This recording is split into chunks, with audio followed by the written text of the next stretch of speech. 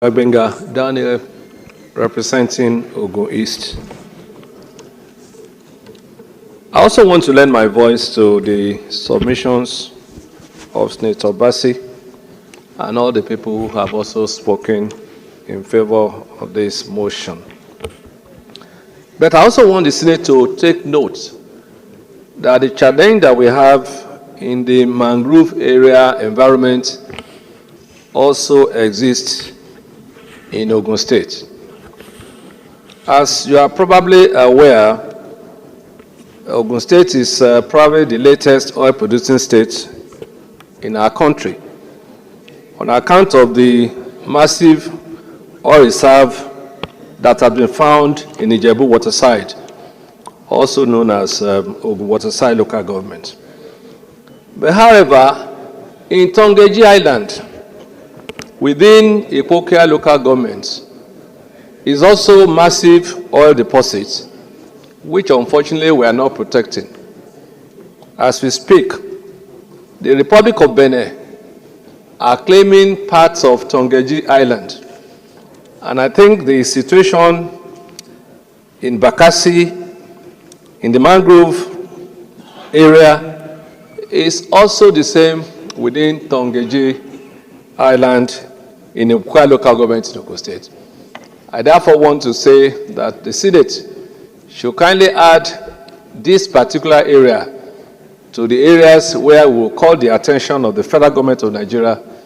to do the needful. Thank you very much. And that's what God is telling our Father in the Lord.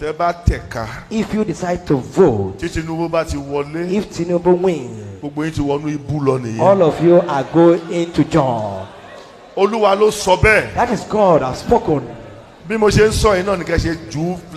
let it go live. Let it go live as spoken. Just we have said it. Let me say in English so that the world understands. Okay, sir. If Nigerians vote for APC, we sink. We will in poverty. And the economy will be in shambles. If the government of APC continues, Nigeria will suffer extraordinary. I'm not in support of anybody. As a matter of fact, I don't vote. And I will never vote. I am telling you that we have never seen Archie before. Then this is when we now experience more Archie. We will be sick, the economy will be sick. I'm not saying anybody should like. Mo kí wa nílé lóko lẹ́yìn òdì mo kí wa ipa kó jẹjẹ ṣeré mo kẹ́yìn ya mo kẹ́yìn wa mo kí ẹ̀gbọ́n mo kí àbúrò èmi ọmọ yẹn olólùfẹ́ yìí ayé ọpẹ́ yọ sí ọlọ́tọ̀ sí tiyín náà ní agbára lọ́wọ́ Ọlọ́run ayé ọpẹ́ a máa yọ fún wa lórí ọmọ lórí ìdáwọ́lé wa òun láyé ọpẹ́ ló máa fi máa yọ èwo ni mo mú wá fún wa lọ́jọ́ títí òní ọgbẹ̀nu tán kí ni mo sọ ọgbẹ̀nu tán màá sáré gbé ẹyin débẹ̀ kájọ lọ mojú ajé kò ní sọ kájọ ṣe kí ni ká wá máa jọ máa wò ó lọ ẹ̀yin náà wá gbàgbé láti fi comment in the comment section. Yorùbá ni mí Yorùbá ní ìran mi èmi ọwọ́ kò tó jìrè no going back ni o mo mọ̀ pé lágbára lọ́wọ́ Ọlọ́run ó ṣọmọ olóko bẹ́ẹ̀ ni a ní sí pẹ̀lú òkú ẹ̀ Ìjẹ̀bú sọ wípé léèké o àwárí léèké o kó tó di pé mo máa lọ ẹ tẹ́ ká kọ́kọ́ gbé kéékèèké nínú àwọn fídíòs yẹn wá bá a ṣe máa ń ṣe ẹ ṣáà mọ̀ you got it ẹ tẹ́ ká sáré lọ wò kí wàá máa bá mi kà lọ èmi máa ṣe báyìí sìn pọ̀ tẹ́yìn bá ti wá wò tán ẹ jẹ́ àjọ fi làákàyè ká fi digest ẹ̀ kí wá fi comment section sílẹ̀ kẹ́ fi comment nínú comment section kẹ́yìn wo bó ṣe rí tó bá jẹ́ nígbà àkọ́kọ́ ẹ má gbàgbé láti subscribe. God bless you ẹ máa bá mi ká lọ let's go there. Gbogbo ẹ̀yin tẹ́ máa ń sọ pé Nàìjíríà máa dá ẹ láti ní sùúrù ẹ má blame Nàìjíríà kì í ṣe bàbá Tinubu ló kọ́ọ̀sì ẹ̀ bàbá Tinubu ló gbé Buhari wá tí mi bá tiẹ̀ rí tí mi ní concrete evidence bàbá Tinubu àti Buhari àwọn ló invite Boko Haram wá dé ó di ISWAT mọ́ wọn lọ́wọ́ ó di Lakurawa sí mọ́ wọn lọ́wọ́ ó di whatever genocide wà ń lọ ń lù ẹ̀ ń purọ́ àwọn àgbáyé tí ń bá yín dá sí etí yín á ya ẹ̀rí wọ̀n Tèmítọ́pẹ́ Àjàyí gbọ́ dáadáa jẹ́ kí n sọ fún ẹ irú yín ni adọ́run mòótọ́ torí pé kí ni sórí tó ṣẹlẹ̀ sí Prince Eniola Ọ̀jájú ni kò rọ́ bẹ́ẹ̀ wọ́n Nàìjíríà lòun náà fẹ́ is the youth leader in the Afenifere group ó fẹ́ wọ́n Nàìjíríà because ó wà convinced pé bàbá Tinubu oníkòmọkòtọ́ ó máa ṣe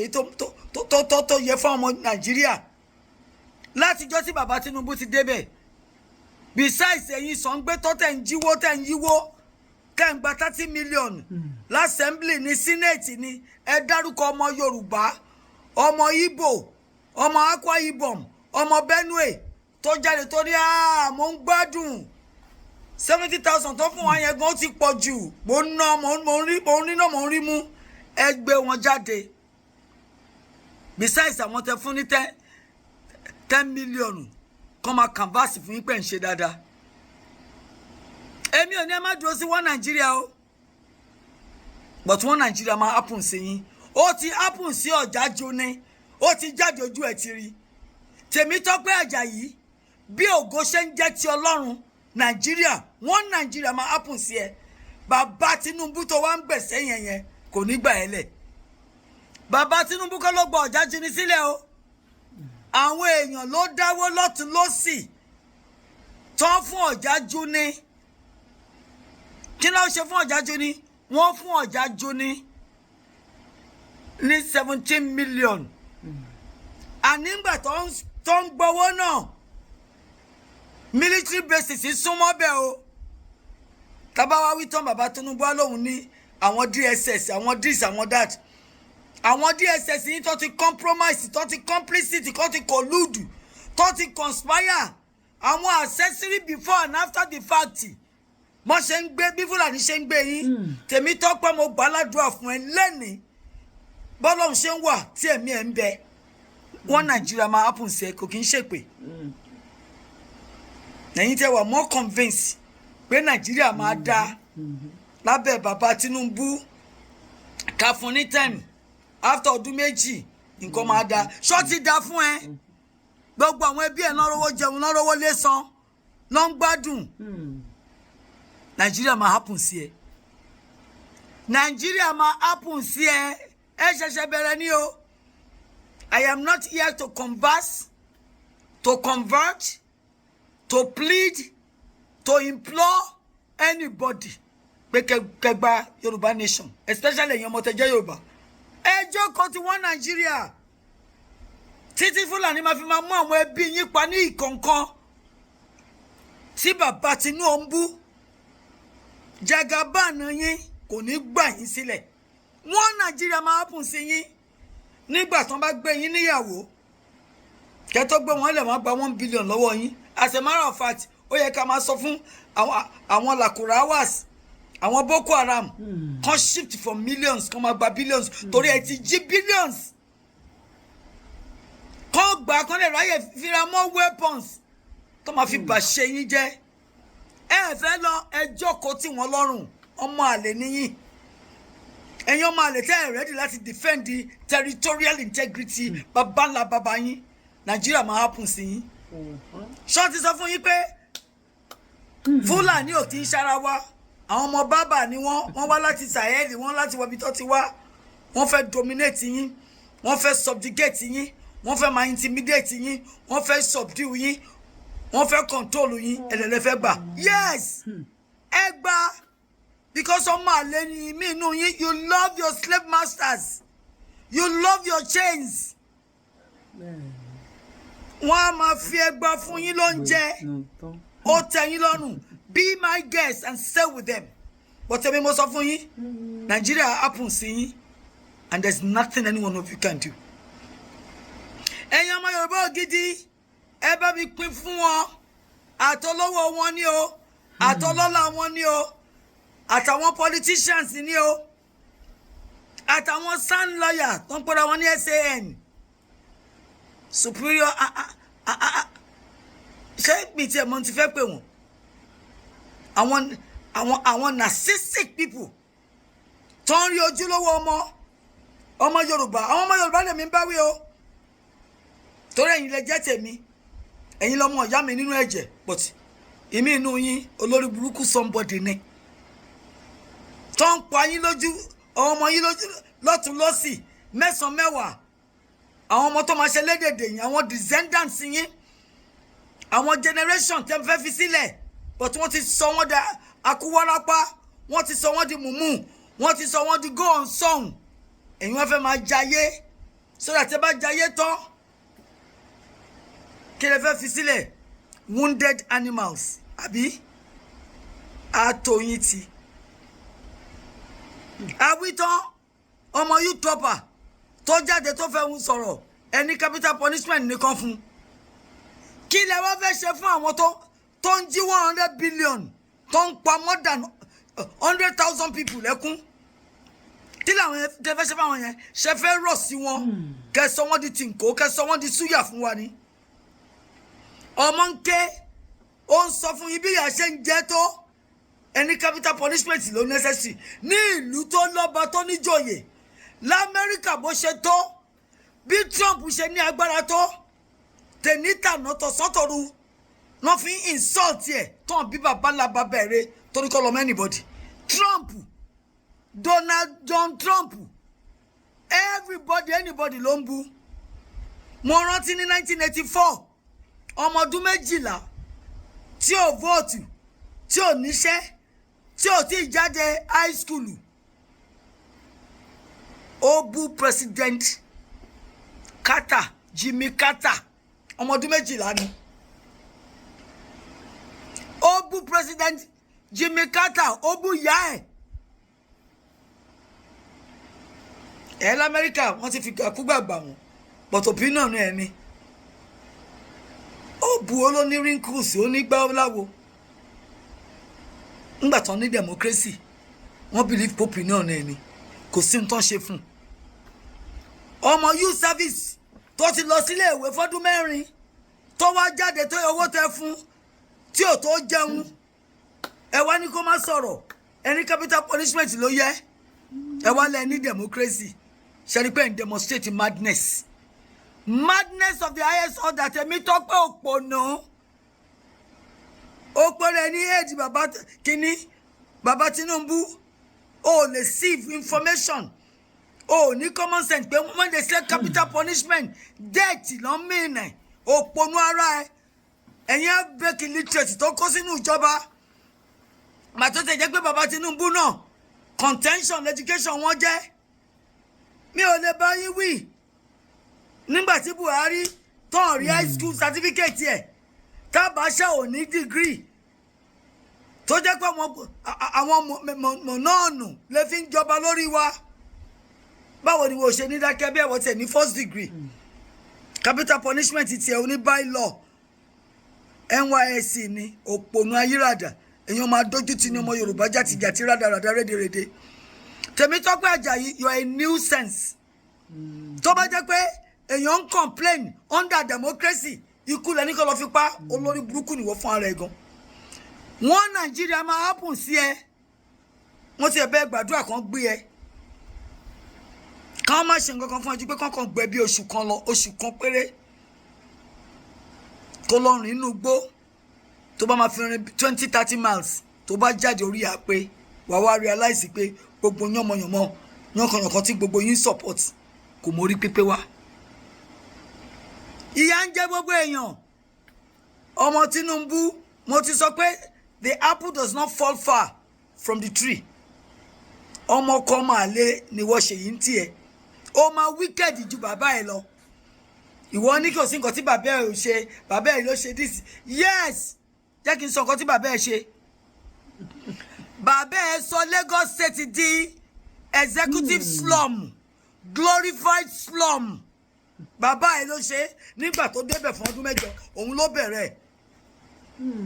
bàbá ẹ̀ ló council bàbá ẹ̀ Ṣèyí Tinubu bàbá ẹ̀ ni ò jẹ́ ká ní tap water mọ́ lẹ́kọ̀ọ́ tó introduce rí pure water bàbá ẹ̀ so kò sómi lẹ́kọ̀ọ́ sí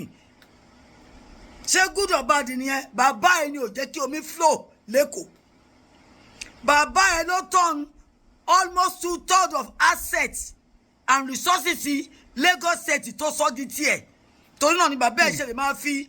bullion van máa fi kó owó sí nílùú tó lọ́ba tó níjòyè torí wọ́n pé àwọn èèyàn wọn ló ń fi búlíọ̀nù kó owó tí ò bá jẹ́ bàbá ẹ ò lè. Bàbá ẹ àti Buhari wọ́n ti lọ jí Nnamdi Kanu tẹ́ bá ní extradition policy ẹ wá gbé mi ọ̀lẹ́ẹ̀dínyín tí ẹ bá lè wà ẹ mọ̀ jù yẹn náà lọ tó bá ti sọ̀rọ̀ kò bá kùn gbé fún yín ẹ ní kọ́ lọ mú wọn pa kọ́ lọ mú wọn ṣe gbá tí ẹ bá pa wọ́n ní kọ́ ṣẹ́yìn ò ní kú mọ́ ni ẹ dẹ̀ máa fi kú já àwọn èèyàn láyà. Ikú is a necessary end. Ṣebí tẹ́ bá kú lè máa tó lọ sí heaven. Ẹ dẹ̀ máa fi kú já wọn láyà bẹ́ẹ̀ ni pé bẹ́ẹ̀ inú kíní kò lẹ̀ ń kó wọn lọ. Ẹ yé fi kú já èèyàn láyà ẹ̀yin gan máa kú. Ẹ̀yin gan máa kú. Bàbá Tinubu máa kú níjọ́ kan. Ọmọ ẹ̀gbọ́n máa kú níjọ́ kan àmọ́jọ́ ni. So ẹ yé dá wa láyà. There's nothing bad about death. It is a necessary end. Torí pọ́n bí wa gbogbo wa la máa kú. Otherwise níbo ni Bàbá Tinubu wà? Where is the father of Bàbá Tinubu? Where is the father? Where is the mother? They've all gone. So definitely the mother has died. The father has died. So the syllogism ti pé tí wà táwọn méjèèjì bá ti kú yóò ti dijọ́ kan. Bàbá Tinubu náà máa lọ bẹ́ẹ̀ mi náà ṣe máa lọ́njọ́ kan àsìkò láàmọ̀. So ẹyẹ dára jẹ́ anybody ẹ̀yà kọ́kọ́ jẹ́ anybody àdẹ̀bẹ̀rù láti sọ̀rọ̀ jáde n tó bá wùn yín ni kẹ́ lọ ṣe. n tó bá wùn yín ni kẹ́ lọ ṣe o. Tèmítọ́pẹ́ Àjàyí àti ẹ̀yin narcissistic imbeciles ẹ̀yin ass kissers Bàbá Tinubu tá a lè sọ̀rọ̀ ẹ ti gán wa ṣebí democracy lẹ́lẹ́gbà. The government of the people for the people by the people. Kí ló wá dé táwọn èèyàn lè sọ̀rọ̀ mọ́? Ṣèyí Tinubu ó lè ní wọ́gan alára. Èmi ò rí company tó dálẹ̀ tó gba àwọn ẹgbẹ́. Àwọn ẹgbẹ́ wọn ò níṣẹ́ lápá, wọn ò rí lẹ́gbẹ́, ọmọ àlẹ́ aago tó lòun wọ̀ lásán wọ́n ní 340 million ni. Tó bá tẹ̀ tí ń wo aago more than 2-3 million. Àpá ọmọ ni ẹ́ torí àwọn ẹgbẹ́ wọn ti institute oríṣiríṣi businesses kalẹ̀ tó máa gba àwọn èèyàn sí. You're almost 45 àbí how old ni ẹ́ òun náwó bí ẹlẹ́dà wàá tún wá lọ owó wa tí bàbá ẹ jí ẹnu mi gbà o majority of owó bàbá ẹ jí ni ó jí ó ṣàjì náà ni. Ara owó tí bàbá ẹ jí níwọ̀n náà ná bí ìnákúnà prodigal son ẹ̀yin ọmọ àlẹ́ àtọkọ wá bàlújẹ́ wọ́n ti ní tí ọmọ olòṣì bá dénú owó báṣubàṣu ló máa ṣe ẹ wá ń ṣe owó state owó country ẹ ń ná bẹ́ ṣe fẹ́ torí pé bàbá ẹ ló wà lórí oyè ìyẹn ó ṣe tí ní nǹkan tí mo ti sọ fún ẹ bàbá ẹ kó asset resources half of owó Lagos State àpò bàbá ẹ ló wà òun náà jẹ́ àṣẹ lọ hospital ní Lagos tó ń bá lọ hospital gan àwọn sàn gbé tọ́tí bàbá ẹ kó síbẹ̀ náà ló máa jí ló máa jó oògùn ló máa já bẹ́rẹ́ bàbá ẹ náà ni ò jẹ́ kó mi wà sẹ́ o lẹ́kọ̀ọ́ tó introduce pure water bàbá ẹ ṣe yìí ṣé òun rere ni bàbá ẹ ṣe yẹn bàbá ẹ ló worí oyè tí gbogbo èèyàn ń pariwo ebi ń pa wá ṣé òun kan rárá ni bàbá ẹ ṣe yẹn ọmọ àlè ẹ ó wá kẹsẹ̀ òsì méjì ẹ ó lọ sí nọ́ọ̀tì wọ́n jọ ń kọrin dajis fún wa àti bàbá ẹ inú ẹ̀ ń dùn orí burúkú ló gbé dání ọmọ oníkòmọkòtò apọ̀dà amukun mẹ́kọ̀ọ́ ni ẹ èmi rò pé orí ẹ máa péjú sí bàbá ẹ lọ ni àṣọ ọmọ jàgùdà níwọ náà ẹ fẹ́ máa rọ short àwọn ọmọ mẹ̀kúnnù olúwa ló máa yẹ yín ló máa rẹ́ gbogbo yín bọ́ àsìkò ń bọ̀ ọlọ́run wà wá àti bàbá ẹ̀ dẹni ìwọ gan ọ̀dájú ọmọ ọ̀dájú ni ẹ ṣe yìí ọ̀dájú ọmọ ni ẹ ò ní láàánú lójú ó ní pèǹpéjú ò ní bẹ̀rù Ọlọ́run àwa ń pariwo pé Fúlàní ń pa wá ní mẹ́sàn-án mẹ́wàá olórí burúkú ẹ ó kẹ́sẹ̀ òsì méjì ó lọ sí Kánò ó ń lọ discuss kí ni ìwọ pẹ̀lú kí ni wèrè àtàsíwín wọn lọ sí kẹ́jẹyẹ ẹyẹlé pẹ̀ládìẹ pọ̀ kí ni ìwọ àti Gúnmi ní in common òun Fúlàní ọmọ Yorùbá ni ẹ ṣọlọ canvas fún 2027 gubernatorial election ni àbí ó lọ sọ pé kàn fi bàbá ẹ lọ́rùn lẹ̀ kàn jẹ́ kó ṣọdún mẹ́jọ èèyàn mọ àlẹ́ atokowá bàlújẹ́ ó kú ọ̀nbẹ tó lọ bá Buhari ọdún mẹ́jọ ni Buhari ló fi insult ló di disparage Buhari disparage your father more or less ó pa bàbá ẹ ti sẹ́gbẹ̀ẹ́ kan ni bàbá ẹ dẹ̀ ló gbé wá bàbá ẹ Ṣèyí bàbá ẹ ló gbé Buhari wá pẹ̀lú 35 billion owó wa lẹ́kọ̀ọ́ bàbá ẹ ara iṣẹ́ ibi tí bàbá ẹ ṣe nìyẹn ṣé yẹn jẹ́ n tó fẹ́ kànváàsì fún ṣẹ́ṣẹ́ gidi tí bàbá ẹ ṣe nìyẹn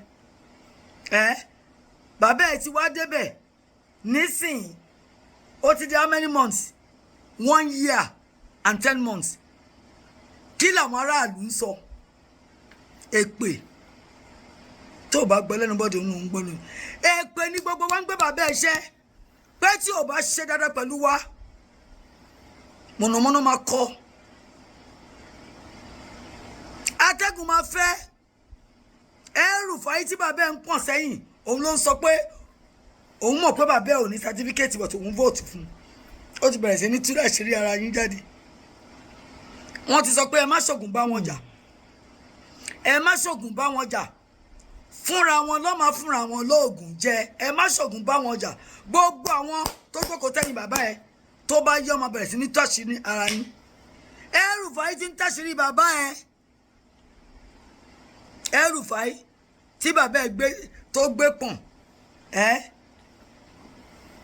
bàbá ẹ oníkòmọkòtò ó gbé Buhari òun ló gbé Buhari pọ̀n after tó ṣubú lẹ́ẹ̀mẹ́ta gbà tó gbé wá kí ni Buhari ṣe ó fojú ọlá ẹ̀ gbolẹ̀ ó tún mú El-Rufai El-Rufai tún yọ̀ nànà bàbá ẹ̀ ta ló tó kù àti El-Rufai àtàtìkù àtẹ̀kútẹ́ ilé Olúṣẹ́gun Àrẹ̀mọ Ọbásanjọ́ wọ́n ti di pàdé àpòpọ̀ àti Buhari láti yànnàná bàbá ẹ̀ ṣé ohun tó lọ bẹ̀bẹ̀ fún lọ́dọ̀ Gúnmi nìyẹn kó fi bàbá ẹ̀ lọ́rùn lẹ̀ àbó lọ bẹ̀bẹ̀ kí Boko Haram kó jẹ́ kí bàbá ẹ̀ rúùlù bẹ́ẹ̀ ṣe bí bàbá ẹ̀ ò ṣe jẹ́ kí Jonathan Ebele rúùlù iyán tẹ gún ọkà tẹ rò fún Ebele Jonathan ẹ máa jẹ́ ń bẹ̀ o bàbá ẹ̀ náà dẹ̀ sì bẹ̀rẹ̀ sí ní jẹ tiẹ̀ ayé ti ń pariwo ẹ̀ àwọn ará òkèèrè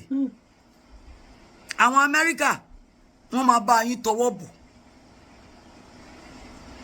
Nnamdi tẹ gbé sílẹ̀ yẹn ó máa di albatross lọ́rùn bàbá ẹ̀ Akpabio tí bàbá ẹ̀ gbé síbẹ̀ ó máa sink orúkọ bàbá ẹ̀ further into hell wèrè Wike tí bàbá ẹ̀ ń finá sí nídìí tó ń dààmú Rivers ó máa bu bàbá ẹ̀ lọ́wọ́ torí bàbá ẹ̀ òun ló ń gbéná sídìí Wike tí wèrè Wike tó ń wù abẹ́ tó ti tẹ ìlú ejò mọ́lẹ̀ the same bàbá ẹ̀ ta pẹ̀lú àgbàlagbà tó wà lọ́jà torí wọ́n ti wọ́ the same thing tí bàbá ẹ̀ ń ṣe ní Rivers pẹ̀lú Wike òun náà ló ń ṣe pẹ̀lú ọba sá tó ń gbẹ́bi fáláre tó ń gbáre fẹ́lẹ́bi àgbàlagbà bàbá ẹ̀ ti wà lọ́jà orí ọmọ ti wọ́ dànù orí ọmọ ti bẹ́ dànù ọba sá sí bàbá ẹ̀ wá ń tẹ̀lé yìí kò ń ṣọmọ Èkó ọmọ Abẹ́òkúta lọ́ba sá o Múdàṣírí ò kì í ṣọmọ Èkó o bọ̀tọ̀ ọmọ Yorùbá ni bàbá ẹ̀ ó gbé pọ̀ sẹ́yìn Múdàṣírí yẹn lọ jókòó just like bí Arẹ́gbẹ́ṣọlá Àríkúṣọlá bó ṣe padà lẹ́yìn bàbá ẹ̀ lọ́ba sá náà máa padà lẹ́yìn bàbá ẹ̀ téèyàn bá ti gbè sẹ́yìn àbòsí mọ̀nàfìkì agabagebe ó máa tẹ́ni bàbá ẹ̀ máa tẹ́ni gbogbo àwọn tó ń support torí wrong element ló ń support ṣe yí ọmọ kékeré ní ẹ̀bọ̀ tó ní wisdom o lè máa rò pé o ní knowledge o ní understanding and in all you're getting get understanding understanding kan tó ń lọ lórí ilẹ̀ Nàìjíríà o ti rò pé Fúlàní ló máa gbé bàbá ẹ lárugẹ why tí bàbá ẹ tó ń dance to Fúlàní ó ń disparage àwọn ọmọ Yorùbá àwọn alálẹ̀ ò ní gbé bàbá ẹ at the end of the day àwọn alálẹ̀ ò ní gbé bàbá ẹ o I am telling you for your own benefit tó bá ní àyè láti jókòó tí bàbá ẹ kẹ́ sọ̀rọ̀ ọmọ àti bàbá ó yẹ kó lọ advice bàbá ẹ ni pé orí láyìn tó ń tó yẹn bàbá ẹ máa tẹ́ ni ó máa tẹ́ ó máa fà tẹ́tẹ́ di ó máa tẹ́ kò ní dùbẹ̀ bọ̀ pátánì tí wọ́n gan ìgbésẹ̀ tó ń gbé mi rò pé ọmọ tó ní làákàyè ni ẹ́ ó ní làákàyè ṣe yìí ó dùn mí fún mi mọ́ bí tí yẹ ẹ wà ní ìbá ní kó máa bá ẹ sọ̀rọ̀ torí orí ẹ ò pé Nàìjíríà dẹ̀ máa hápùn sí ẹ o àkàn tí mo ní o Nàìjíríà máa hápùn sí ẹ tí bàbá ẹ bá fẹ́ kókó 20 convoy kó máa support ẹ bàbá ẹ òun kọ́ ló ń support ẹ o Olúwa ló ṣe ń di ẹ mú o tí bàbá ẹ bá fẹ́ kó gbé 20 army tẹ̀lé ẹ. Anwar Sadat president of Egypt àwọn ọmọ ẹ̀ surround ẹ̀ báyìí níjọ́ tó máa mú bọ́ọ̀lẹ̀ kò sí nǹkan táwọn ọmọ ẹ̀ lè ṣe o so bó o save Ọlọ́run ló ṣe ń pa ẹ mọ́ torí Bíbélì mi sọ bẹ́ẹ̀ fún mi he that dwelleth in the secret place of the Most High shall abide under the shadow of the Almighty ẹni tó bá wà ní abẹ́ ìkọ̀kọ̀ Olódùmarè òun náà ló máa rí ìtọ́jú ló máa rí ìdìmú Olódùmarè kì í ṣe bàbá ẹ̀ ló ń protect ẹ̀ kò ń ṣe gbogbo ṣe bí lágbájá ámì ni kàn fi poison ní ẹ̀ṣọ́ mọ̀ ṣètìmọ̀ àti bàbá ẹ̀ gan gbé sẹ́yìn ṣó mọ iṣẹ́ tó fẹ́ ṣe fún bàbá ẹ̀ ẹ̀yin oní kò mọ kòtò. Bàbá Tinubu ẹ̀ lọ́rọ̀ gbọ́ o wọ́n ti gé yín létí lọ ẹ ti dàṣàkẹ́ ẹ ti ṣorí kunkun bíi máṣíìnì Ìgbò ẹ lè gbọ́ stubborn man nànà yín Ọlọ́run kan sọ bẹ́ẹ̀ ṣùgbọ́n ẹ máa tẹ́ ni o gbogbo ẹni tọ́lọ́run bá sọ̀rọ̀ tó bá lóun ò ní gbọ́ ẹ máa fà tẹ́tẹ́ dì ní ẹ máa tẹ́ big time gbogbo wa ń kégbe mẹ́sàn-án mẹ́wàá ẹni ká gbẹ́nu dákẹ́ ẹ̀ ń fọ̀bẹ jẹ wá lẹ́yìn ẹ̀ ń fi búrẹ́dì kó wa lómi ọbẹ̀ à ń pariwo fún yín pé a fẹ́ lọ ẹni Nàìjíríà is indivisible níbo ni ìyá Fọláṣadé tẹ fẹ́ wà. láti jọ mójú ajé kò ní sọ. níbo ni ìyá Ṣèyí wà ṣé bẹ́ẹ̀ ti dìbọ́ọ̀sì wọn tẹ́ ẹ̀ bá dìbọ́ọ̀sì wọn ẹ ti gbàgbé wọn ságbá ẹgbẹ́ kan kẹ́ tó gbé abẹ́yàgbá kẹ́ tó gbé rẹ̀ mí níbo ni àwọn ìyàwó tẹ fẹ́ wà. tẹ́wá ní Nàìjíríà ó wà indivisible they play. ìgbà wo ni mi ò mọ àkókò wo ni mi ò kúkú mọ̀ bọ́ mo mọ̀ wípé ó ti di dandan kí a ní ìtúsílẹ̀ ó ti di dandan kí okùn yẹn kó já báyìí. bíbá ẹ̀ láti máa ń gbé oríṣiríṣi ètò yẹ̀wò bọ́ èwo ló jẹ wá lógún jù ètò mú wá tó jẹ́ gàǹgà nínú ẹ̀ òun ni wípé a máa rí wípé ilé ayé ò ṣe é gbé òun ò mà ṣe é bínú lọ ìlú òyìnbó ó ti di oníbí ò lọ yá ìlú Áfíríkà ò ṣe é bínú lọ kí la fẹ́ ṣe sí báwo la fẹ́ sọ̀rọ̀ tó wà nílẹ̀ yìí àfi k'Ọlọ́run kó gbè wá níjà kó fọwọ́ kún wa kó kó wa yọ nínú ewu. Mo kí wa lẹ́ẹ̀kan sí pé àkókò jẹ́ ọjọ́ ṣeré ẹ̀yin ìyá mi ẹ̀yin bàbá mi ẹ̀mí ọmọ yín náà ni ayé ọpẹ́ yọ tó bá jẹ́ nígbà púpọ̀ ẹ má gbàgbé láti subscribe ẹ̀yin tó dẹ̀ já wa tíátíá ẹ má gbàgbé láti bá mi tẹ like láti bá wa fi kọ́mẹ̀ntì náà sílẹ̀ àtẹ̀yìn tẹ́ máa ń bá wa pín agbára lọ́wọ́ Ọlọ́run ojú òní tiwa. God bless you. One love. Bye for now. Kindly subscribe to YouTube channel and follow on Facebook page at Dr. Zabby's Talk Show.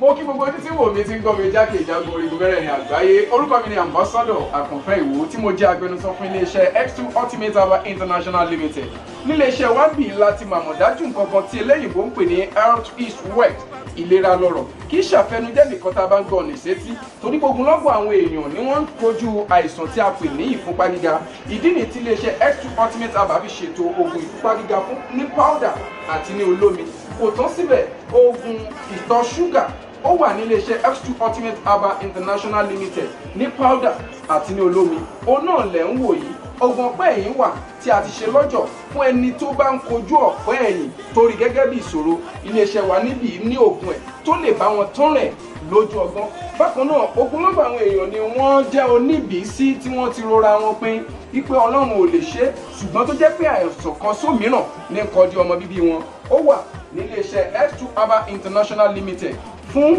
ìwòsàn fún àwọn oníbìísí. Kò tán síbẹ̀ o, a ní ọ̀pọ̀lọpọ̀ oògùn tí a ṣe létò fún ẹni tó bá jẹ́ ẹni tó bá ní ikùn gbẹ̀ndù tó jẹ́ pé ọ̀rá ti pọ̀ jù lára ẹ̀, ó máa bá wa burn fat, a pè ní X2 burn fat fún obìnrin àti fún ọkùnrin. Bákan náà, ní iléeṣẹ́ X2 Ultimate Herbal International Limited, a ní egbòogi èyí tá a ṣe ní powder fún ẹni tó bá ń kojú àìsàn stroke. Ó wà ní iléeṣẹ́ X2 Ultimate. Tẹ́ ẹ bá lé èèyàn tó ní lẹ́gbẹ̀ẹ́, ẹ dán wò. Ìjọba lù ú lóǹtẹ̀ fún lílò torí pé ojú dání. Káàkiri ni wọ́n ti mọ̀ wá nílẹ̀ yìí jákèjádò àgbáyé. Kò sí onírúurú àìsàn tàbí àrùn tẹ́ lè máa kojú tí a ní oògùn rẹ̀ egbòogi ẹ̀dá ti ṣe lẹ́jọ̀. Torí ẹ̀ àìrìn jìnnà láìra gbúpẹ́ ọ̀kẹ́rẹ́ o 079